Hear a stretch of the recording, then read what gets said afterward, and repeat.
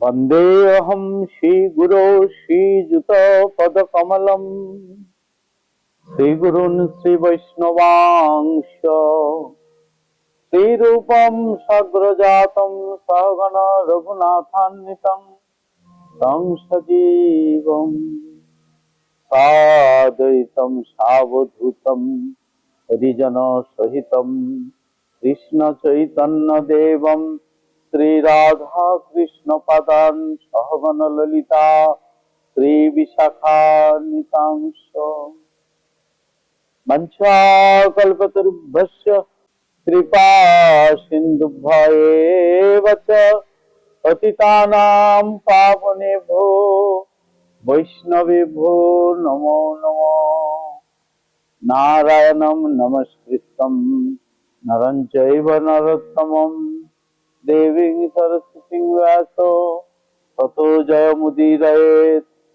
नष्टप्रायेषु अवधेषु नित्यं भागवत सेवया भागवते उत्तम श्लोके भक्तिर्भवति नैष्टिकी। श्री कृष्ण चैतन्य प्रभु नित्यानंद श्री अद्वैत गदाधर शिवासादि गौर भक्त वृंद। हरे कृष्ण कृष्ण कृष्ण हरे हरे, हरे राम राम राम हरे हरे।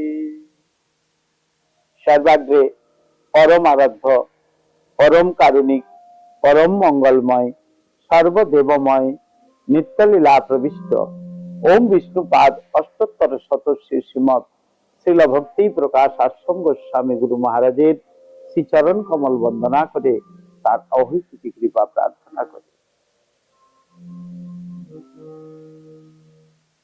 तत्पश्चात रूपानुग गुरुवर्ग ও অনন্ত কোটি বৈষ্ণব বৃন্দের অহৈতুকী কৃপায় আমরা পুনরায় যে মহাভারতের কথা পাঠ করে শ্রবণ করছিলাম, সেই মহাভারত কথাতে আজকে আমাদের আসবো দ্রৌপদীর স্বয়ংবর সভা।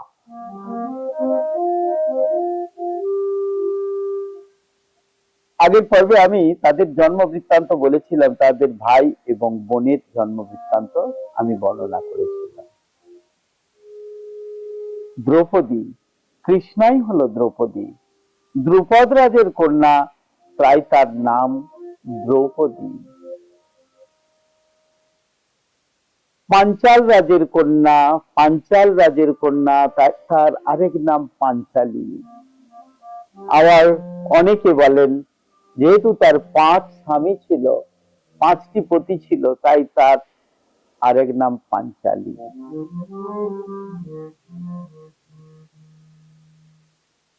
পাণ্ডবগণ তারা তাদের মাতৃদেবী কুন্তী দেবীকে নিয়ে ব্রহ্মচারী বা ব্রাহ্মণের বেশে সেই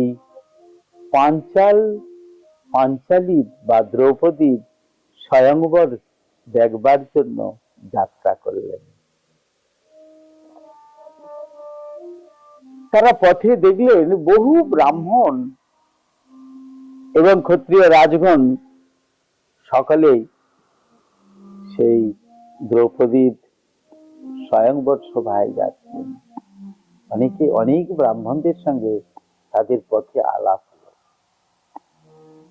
ব্রাহ্মণরা বললেন, আহা, তোমরা দেবতুল্য ব্রাহ্মণ, তোমরা রূপবান, দ্রুপদরাজের কন্যা, দ্রুপদের কন্যা কৃষ্ণা তোমাদের গলেই বরমাল্য দেবে, অন্য এদের দেবে না, রাজা রাজদের দেবে না, রাজপুত্রদের দেবে না, কোন রাজাকে হয়তো দেবে না। তাই দ্রুপদের অধিকৃত সেই দক্ষিণ পাঞ্চালে এসে পাণ্ডবরা ভার্গব নামে এক কুম্ভকারের অতিথি হলেন এবং ব্রাহ্মণের মতো ভিক্ষাবৃত্তি দ্বারা তারা জীবিকা নির্বাহ করতে লাগলেন। মহারাজ দ্রুপদের ইচ্ছা ছিল পাণ্ডুর পুত্র অর্জুনকে জামাতা রূপে বরণ করার, সেই অর্জুনকেই কন্যাদান করবেন, এটা মনে মনে খুব ইচ্ছা ছিল। অর্জুনকে যাতে পাওয়া যায় সেই উদ্দেশ্যে মহারাজ দ্রুপদ একটি ধনুর নির্মাণ করালেন, যা সহজে কেউ নোয়াতে পারবে না। তাছাড়া একদম অনেক উঁচুতে একটি ছোট্ট মাছ ঘুরছে, আর সেই মাছটি একদম কূপে, নিচে একটি কূপ আছে, সেই কূপের মধ্যে যে ছবিটি, সেই মাছের ছবিটি পড়ছে, তার চক্ষুকে লক্ষ্য করে যদি কেউ তীর বিদ্ধ করতে পারে, তিনিই হবেন আমার, তার গলেই বরমাল্য দেবে আমার কন্যা কৃষ্ণা দ্রৌপদী। রাজাদের আমন্ত্রণ জানালেন।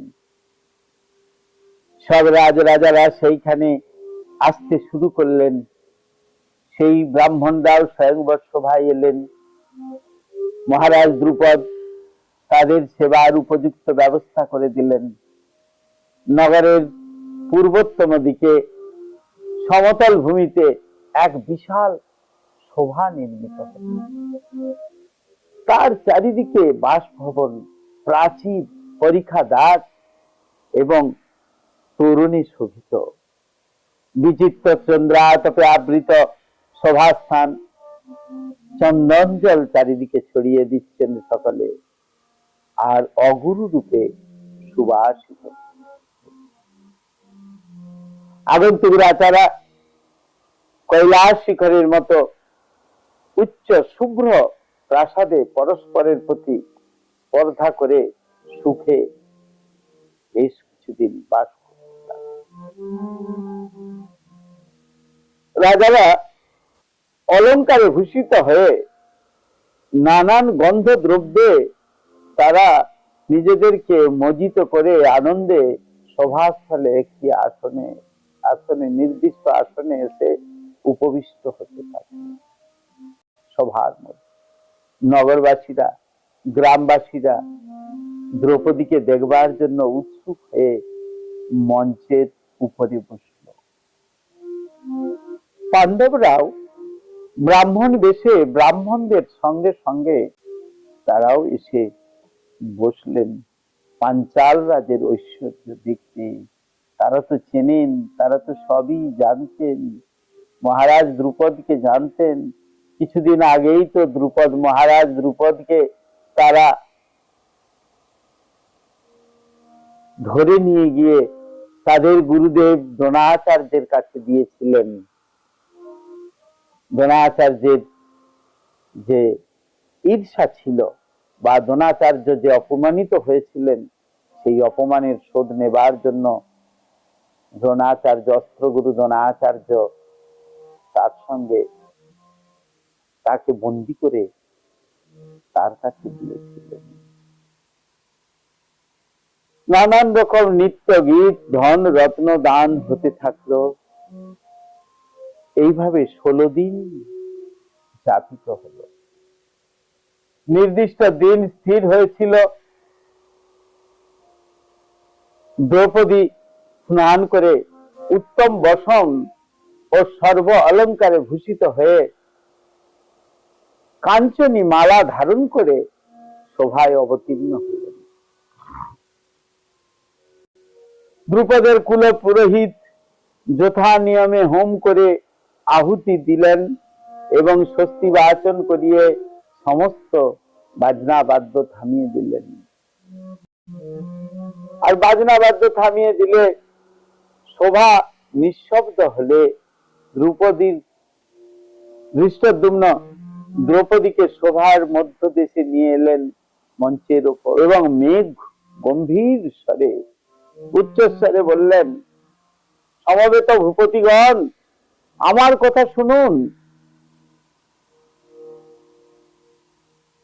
এই ধনু, এই হলো আমার ভগিনী কৃষ্ণা দ্রৌপদী পাঞ্চালী।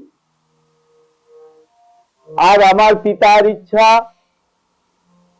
যেহেতু ইনি যজ্ঞ শ্রেণী, যজ্ঞ থেকে উৎপন্ন হয়েছেন, তাই সাধারণভাবে এনার বিবাহ দেবেন না। যিনি বীর পুরুষ, যিনি এই যে ধনু রাখা আছে, এই ধনু, এই বাণ আর এই যে লক্ষ্য, এই লক্ষ্যে এই যন্ত্রের ছিদ্র দিয়ে 5টি বাণ চালিয়ে লক্ষ্য বিদ্ধ করতে হবে। উচ্চকুলজাত রূপবান ও বলবান যে ব্যক্তি এই কর্মটি অত্যন্ত দুরূহ কর্ম, এই কর্মটি করতে পারবেন, আমার ভগিনী কৃষ্ণা তার গলে বরমাল্য অর্পণ করবেন, তারই ভার্যা হবেন। এই কথা আমি সত্য করি। ভগবানের ইচ্ছা সবকিছু। তারপর কৃষ্ণা দ্রৌপদীকে সৌভাগ্য রাজগণের পরিচয় দিয়ে দিলেন। ইনি কোথাকার রাজা, ইনি কোথাকার রাজপুত্র, বা ইনি কোথাকার রাজা, সমস্ত শিক্ষা দিয়ে দিলেন। তাই যখন পরিচয় দিলেন, যথা দুর্যোধন প্রভৃতি ধৃতরাষ্ট্রের পুত্রগণ, কর্ণ, শকুনি, অশ্বত্থামা, ভোজরাজ, বিরাটরাজ, পৌণ্ড্রক বাসুদেব, পৌণ্ড্রক তিনি কৃষ্ণের রূপ ধারণ করে থাকতেন সব সময়, ভগদত্ত, কলিঙ্গ রাজ, তারপর মদ্ররাজ শল্য, বলরাম, কৃষ্ণ, প্রদ্যুম্ন, সিন্ধু প্রভৃতি, সিন্ধুরাজ ছিলেন জয়দ্রথ, তারপর ভগদত্ত, কলিঙ্গরাজ, জরাসন্ধ, শিশুপাল এবং আরো বহু রাজা ও রাজপুত্র। কুণ্ডলধারী যুবক রাজারা পরস্পরের সঙ্গে প্রতিদ্বন্দ্বিতা করে বলতে লাগলেন, ওই দ্রৌপদী আমারই হবেন, দ্রৌপদী আমার গলেই বরমাল্য দেবেন। পরস্পরের মধ্যে বলতে লাগলো, গুঞ্জন উঠল। মত্ত গজেন্দ্র এবং ভস্মাবৃত যে অগ্নির মতো পঞ্চ পাণ্ডবকে দেখে ভগবান কৃষ্ণ চিনতে পারলেন যে ইনি তো আমার পিসিমার, এনারাই তো আমার পিসিমার পুত্র। তখন তিনি বলরামের সঙ্গে কথা বলতে লাগলেন। বলরামও তাদের দেখে আনন্দিত হলেন। অন্যান্য রাজা ও পৌত্রগণ দ্রৌপদীকে তদ্গত চিত্তে নিরীক্ষণ করতে লাগলেন। তারা পাণ্ডবদের দেখতে পেলেন না। যুধিষ্ঠির ও তার ভ্রাতারা সকলেই দ্রৌপদীকে দেখে কন্দর্প বাণে একেবারে দেখতে লাগলেন একেবারে। আর যতই দেখেন ততই আনন্দিত হন। আর বলরাম ও তাদের দেখে খুব আনন্দিত হলেন। অন্যান্য রাজা, রাজপুত্র, পৌত্রগণ দ্রৌপদীকে তদ্গত চিত্তে নিরীক্ষণ করতে লাগলেন। তারা পাণ্ডবদের দেখতে পেলেন না, তারা পাণ্ডবদের চিনতে পারলেন না, তারা পাণ্ডবদেরকে বুঝতে পারলেন না। তাদের রয়েছে দাড়ি, জটা, এই সমস্ত হয়ে গেছে, তাই তাদেরকে চিনতে পারলেন না। যুধিষ্ঠির ও তার ভ্রাতারা সকলেই দ্রৌপদীকে দেখে কন্দর্প বাণে আহত হলেন। অনন্তর রাজারা সদর্পে একে একে লক্ষ্য ভেদ করতে আগিয়ে এলেন, কিন্তু তারা ধনুতে গুণ পড়াতেও পারলেন না। ধনুর আঘাতে তারা যেই না ধনুর স্পর্শ করতে যায়, অমনি তারা তার আঘাতেই ভূপতিত হতে লাগলো। তাদের কিরিট, হার প্রভৃতি অলংকার চারিদিকে ছড়িয়ে পড়তে লাগলো। তখন দুর্যোধন তার মিত্র কর্ণকে বললেন, তুমি যাও মিত্র, তুমি যাও। দুর্যোধনের মিত্র কর্ণ সেই ধনু তুলতে হাত দিলেন, সঙ্গে সঙ্গে তুলতে পারলেন, আর তুলে তাতে গুণ পরিয়ে স্বর সন্ধান করতে লাগলেন। পাণ্ডবগণ আর সকালে স্থির করলেন কর্ণ নিশ্চয়ই সিদ্ধি লাভ করবেন। কিন্তু কর্ণকে দেখে দ্রৌপদী উচ্চস্বরে বলতে লাগলেন, আমি সুতপুত্রকে বরণ করব না, আমি সুতপুত্রকে বরণ করব না। এই যখনই বললেন, কর্ণ সবকিছু ছেড়ে দিয়ে স্পন্দমান ধনু পরিত্যাগ করলেন এবং সূর্যের দিকে তাকিয়ে তিনি সক্রোধে হাসতে লাগলেন। কিরকম খেলা, ভগবানের কিরকম ইচ্ছা। বড় ভাই তিনি কুন্তির প্রথম পুত্র, কিন্তু এরকমই খেলা, এরকম খেলায় খেলবেন।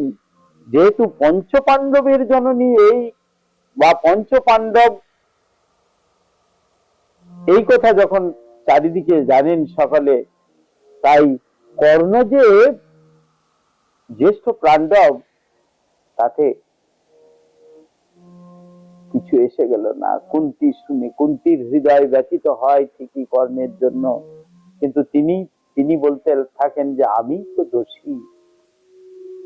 তারপর দমঘোষের পুত্র চেদিরাজ শিশুপাল হাসতে হাসতে অট্টহাস্য করতে করতে ধনুতে গুণ পড়াতে গেলেন, কিন্তু গুণ পড়াতে যাবেন কি, সঙ্গে সঙ্গে সেই ধনু স্পর্শ করেই হাঁটু গেড়ে বসে পড়লেন। মদ্ররাজ শল্যও অক্ষম হয়ে ভূপতিত হলেন। পরে জরাসন্ধ এলেন, জরাসন্ধও সেইভাবেই হয়ে গেল। তখন ব্রাহ্মণদের আর কেউ নেই। তখন ব্রাহ্মণদের প্রতি লক্ষ্য পড়ল, ব্রাহ্মণগণ আপনারা আছেন, যদি আপনাদের মধ্যে কোনো শূরবীর থাকেন, তাই আপনাদের মধ্যে কেউ এগিয়ে আসুন। ব্রাহ্মণদের মধ্য থেকে সেই ব্রাহ্মণ বেশি অর্জুন উঠে দাঁড়ালেন। তাকে মনে মনে অনেকেই বরণ করে নিলেন, কিন্তু কেউ বললেন, শল্য প্রভৃতি মহাবীর অস্ত্রজ্ঞ ক্ষত্রিয়রা তা পারলেন না, আর একজন দুর্বল ব্রাহ্মণ তা কি করে পারবে। ব্রাহ্মণরা বললেন, আমরা হাস্যাস্পদ হতে চাই না। রাজাদের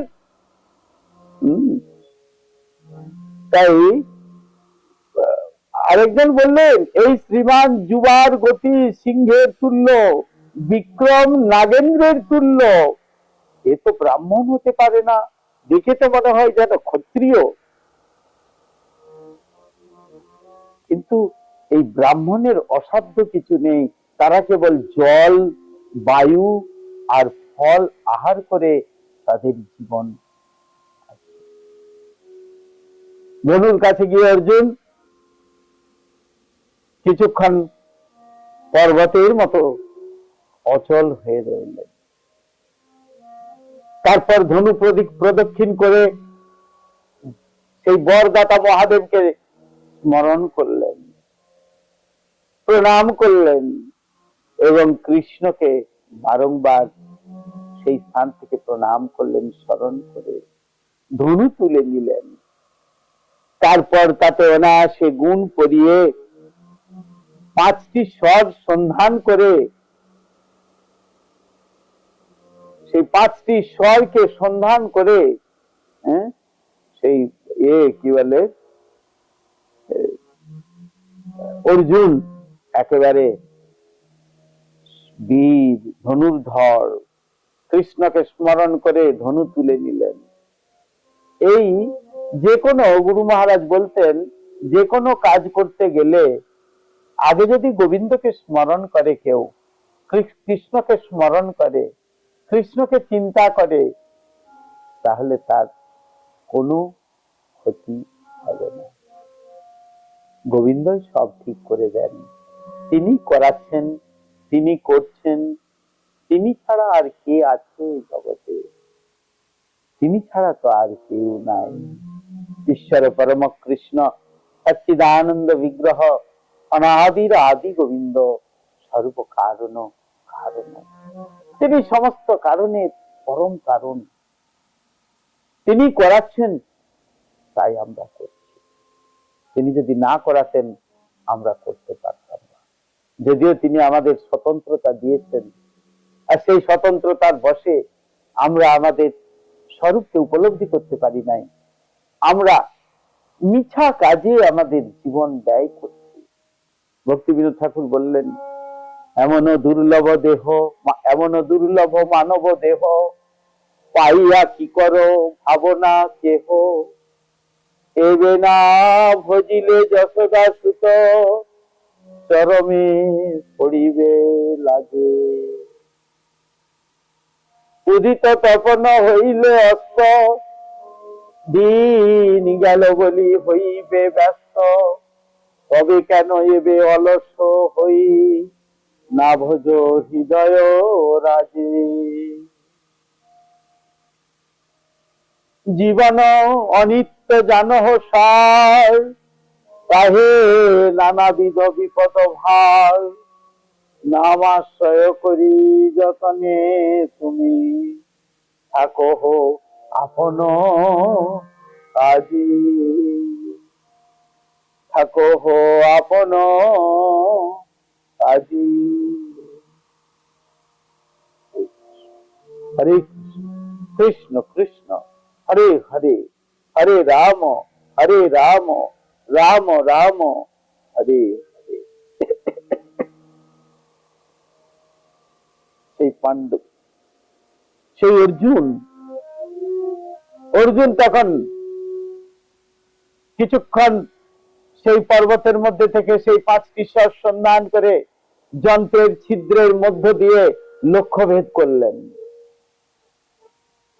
লক্ষ্যবিদ্ধ হয়ে ভূপতিত হলো। অন্তরিক্ষে সভা মধ্যে তুমুল কোলাহল হতে লাগলো।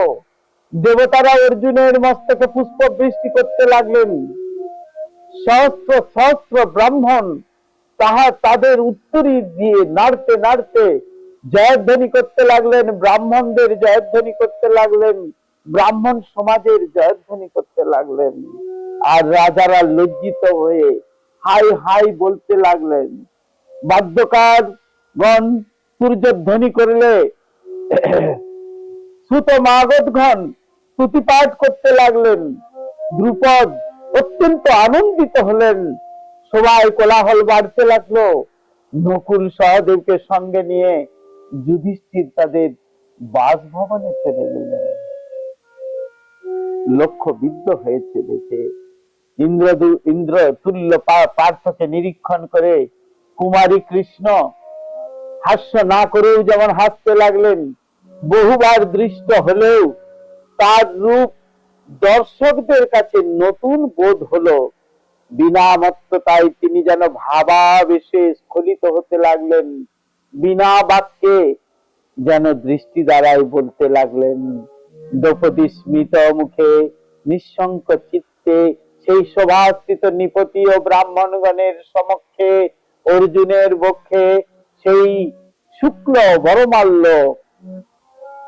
প্রদান করে তিনি নিজে যেমন আনন্দিত হলেন, দ্রুপদ রাজকে আনন্দিত করলেন, ধৃষ্টদ্যুম্ন রাজপুত্র ধৃষ্টদ্যুম্ন আনন্দিত হলেন এবং ব্রাহ্মণগণ আনন্দিত হলেন। কিন্তু ক্ষত্রিয় রাজারা সকলে একেবারে বিমর্ষিত হতে লাগলেন। দ্রৌপদীকে নিয়ে অর্জুন দ্রৌপদীকে নিয়ে সভা থেকে নির্গত হলেন। আর যেই না সভা থেকে নির্গত হয়েছেন, অমনি রাজারা ক্রুদ্ধ হয়ে বলতে লাগলেন, আমাদেরকে তৃণের মতো অগ্রাহ্য করে পাঞ্চাল রাজ একটা ব্রাহ্মণকে কন্যাদান করতে চান। আমরা দুরাত্মা দ্রুপদ আর তার পুত্রকে বধ করব। তারা ছুটতে লাগলেন, তারা অস্ত্র নিয়ে ছুটতে লাগলেন। আমাদেরকে আহ্বান করে আর উত্তম অন্ন খাইয়ে পরিশেষে অপমান করা হয়েছে। স্বয়ম্বর একমাত্র ক্ষত্রিয়ের জন্য, সেখানে কোনো ব্রাহ্মণের অধিকার নেই। সেখানে কোন রকম কোন ব্রাহ্মণের অধিকার নেই। যদি এই কন্যা আমাদের কাকেও বরণ না করে, তবে তাকে আমরা আগুনে ফেলে পুড়িয়ে মারব, তারপর এখান থেকে চলে যাব। ক্ষোভের বশে, লোভের বশে যে আমাদের অপ্রিয় কাজ করেছে, সেই ব্রাহ্মণকে আমরা বধ করতে পারি না, তাই আমরা এই দ্রুপদকেই বধ করব। তারা ছুটছে ছুটছে দ্রুপদ রাজের কাছে। রাজারা আক্রমণ করতে উদ্যত হলে দ্রুপদ শান্তির কামনায় ব্রাহ্মণদের শরণাপন্ন হলেন। সঙ্গে সঙ্গে ভীম একটা গাছ উপড়ে নিয়ে অর্জুনের পাশে দাঁড়ালেন। অর্জুনও ধনুর বাণ নিয়ে প্রস্তুত হয়ে রইলেন। ব্রাহ্মণরা তাদের মৃগচর্ম আর কলঙ্ক নেড়ে বললেন, ভয় পেও না, আমরা যুদ্ধ করব, আমরাও যুদ্ধ করব, আমরাও যুদ্ধ করব। অর্জুন সহাস্যে বলতে লাগলেন, আপনারা দর্শক হয়ে এক পাশে থাকুন, আমি শত শত স্বরে এই ক্রুদ্ধ রাজাদের আমি নিবৃত্ত করব, আমি এদের নিধন করব। রাজারা দুর্যোধনাদি ব্রাহ্মণদের দিকে ধাবিত হলেন। দুর্যোধনাদি ব্রাহ্মণদের দিকে ধাবিত হলে কর্ণ অর্জুনকে এবং শল্য ভীমকে আক্রমণ করল। অর্জুনের আশ্চর্য স্বরক্ষেপণ দেখে কর্ণ বলতে লাগলেন, হে বিপ্রশ্রেষ্ঠ, তুমি কি মূর্তিমান ধনুর্বেদ, না রাম, না বিষ্ণু? অর্জুন বললেন, আমি একজন ব্রাহ্মণ, আমি গুরুর কাছে অস্ত্র শিক্ষা লাভ করেছি। এই বলে অর্জুন কর্ণের ধনু ছেদন করলেন। কর্ণ অন্য ধেনু নিলেও তাও ছিন্ন হলো। নিজের সকল অস্ত্র বিফল হওয়ায় কর্ণ ভাবতে লাগলেন যে ব্রহ্মতেজ অজেয়।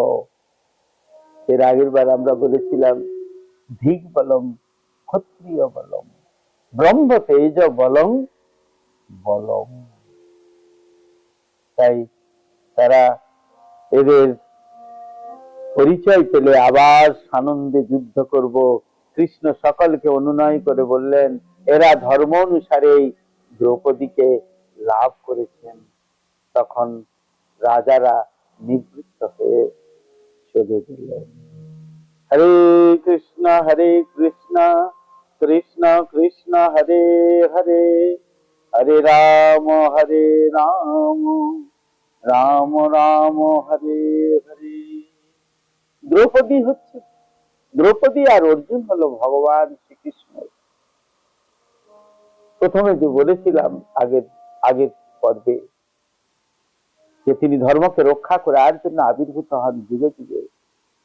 তাই তার দুটি অস্ত্র, এই মুহূর্তে তার দুটি অস্ত্র ধর্মকে রক্ষা করার, এক হলো অর্জুন আর এক হলো দ্রৌপদী। তাই তারা সেই কৃষ্ণের ইচ্ছায় বলবতী। কৃষ্ণের ইচ্ছা হলে সবকিছু হয়, কৃষ্ণের ইচ্ছা যদি না হয় কিছুই হবে না। হরে কৃষ্ণ।